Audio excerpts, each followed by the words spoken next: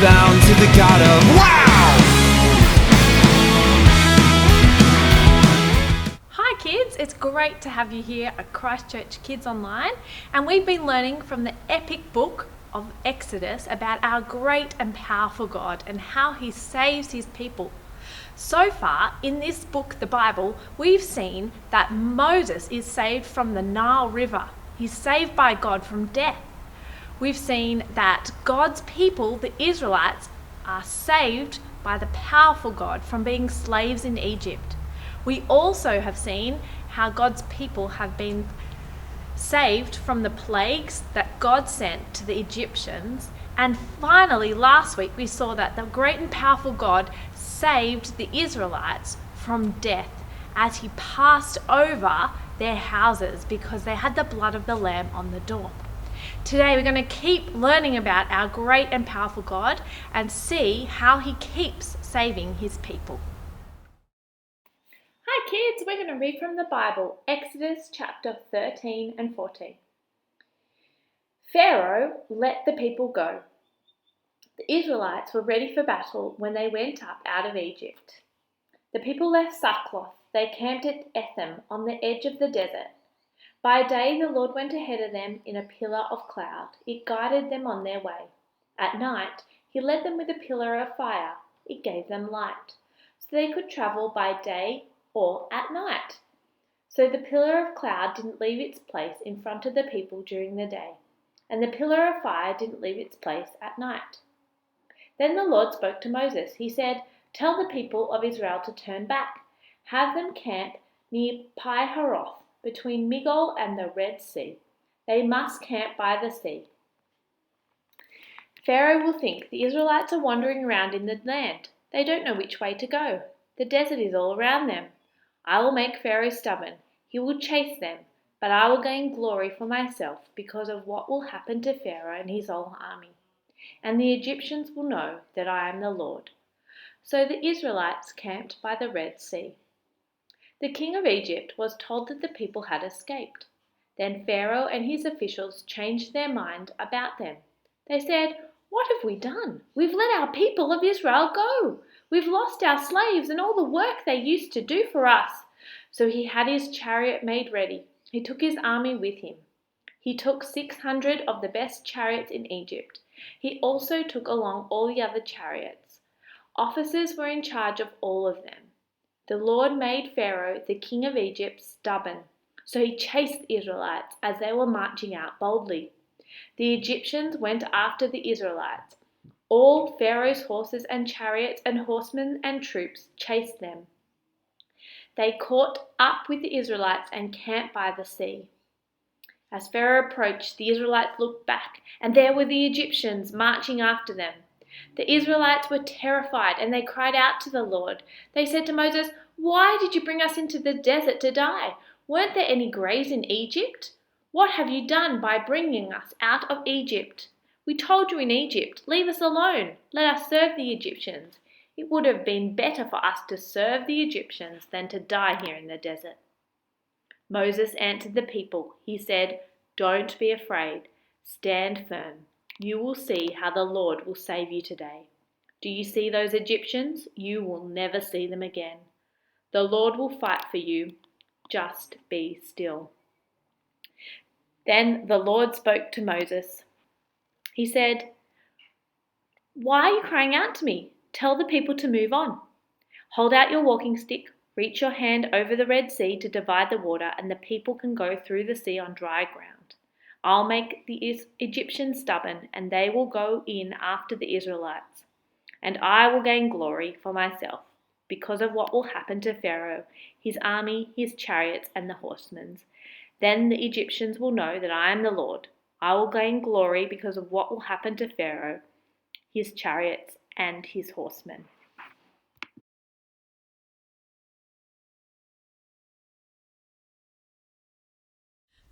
Hi, I'm Miriam, and I'm going to tell you about the great and powerful God who saves and fights for his people. It was the night of the Passover. My belly was full with the roasted lamb.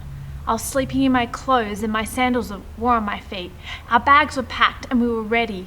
We knew that God would save us and that night we would be leaving Egypt. Finally, we would be set free, free from that bossy Pharaoh and his mean slave drivers, free to worship the Lord in the land he had promised Abraham. We would be free. That night, my brothers, Aaron and Moses, were summoned to Pharaoh. He said, "Get out of here, you Israelites! Leave my people! Go and worship the Lord just as you had asked. Go, take your flocks and your herds just as you have said." So we grabbed our dough, we wrapped it in clothes, and we took our flocks and herds, our children and our grandparents, and we left Egypt. We walked and walked through the desert, and God was right there with us. He was a cloud in the day and fire by night. It was so exciting to know that God was right there with us. And everything was going well until that mean and bossy Pharaoh wanted us back. He wanted his slaves back to do the work that we did for him, back to build the bricks and work hard. So he got his chariot and his entire army and he started chasing after us. Pharaoh and his whole army were after us. And guess where we were? We were on the edge of the river. We were trapped and totally trapped. As soon as everyone in the Israelite camp realized the Egyptians were after us, we were terrified. There was panic. Everyone was confused. We cried out to Moses, "Why did you bring us out into the desert to die?" But Moses said, "Don't be afraid. Stand firm. You will see how the Lord would save you today. Do you see those Egyptians? You'll never see them again. The Lord will fight for us. Just be still." God, powerful to save, but would everyone trust him? So my brother Moses obeyed God. He took his walking stick and he reached his hand over the Red Sea and he divided the water. That night the Lord pushed the water in the sea back in a strong east wind, and he turned the sea into dry land. The waters were divided, and the people of Israel went through the sea on dry ground. There was a wall of water to our left and a wall of water to our right. I've never seen anything like it. Our God is powerful to save. But the Egyptians, they were chasing after us. All of Pharaoh's horses and chariots followed us into the sea. And that night the Lord looked down from the pillar of fire. He saw the Egyptian army and he threw them into the panic. He jammed the wheels of their chariots. He made the chariots hard to drive, and the Egyptians screamed out, "Let's get away from the Israelites! The Lord is fighting for Israel against Egypt." God really was on our side. He was fighting for us. And when it was all over, we were glad because we had seen the powerful God save us and fight for us. And everyone in Israel put their trust in him because of the amazing power that God had shown against the Egyptians. God is mighty. He is powerful. He saves and he fights for us. This was wonderful news. Celebrating and telling God how great he was exactly what everyone did. You can read my brother Moses' song in chapter 15 of Exodus.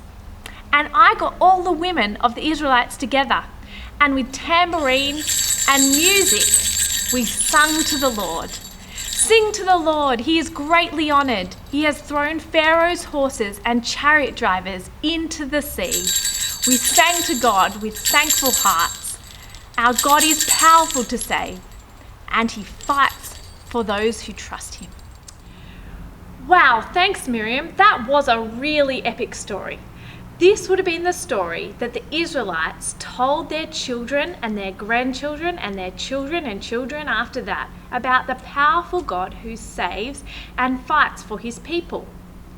But we have an even more amazing rescue story than this one that we can share with our friends. This story is about a king, and this king's name is Jesus. And Jesus saves us when he suffered on the cross to die for our sins. Jesus saves us from living forever without God, and he saves us from God's anger. We have a powerful God who saves, and he saves anyone who trusts in Jesus. But God also fights for his people. Did you know in the Jesus story there's nothing that we can do to beat sin, death, or the devil? But Jesus fights those three things on our behalf, and he wins. He beats death, he beats sin, and he beats the devil. So we don't need to be scared of those things anymore. We have a God who fights for us. And just like Miriam, we can celebrate this story through singing, dancing, praying, and sharing this epic story about our God who saves and fights for his people. Have a great week. Bye!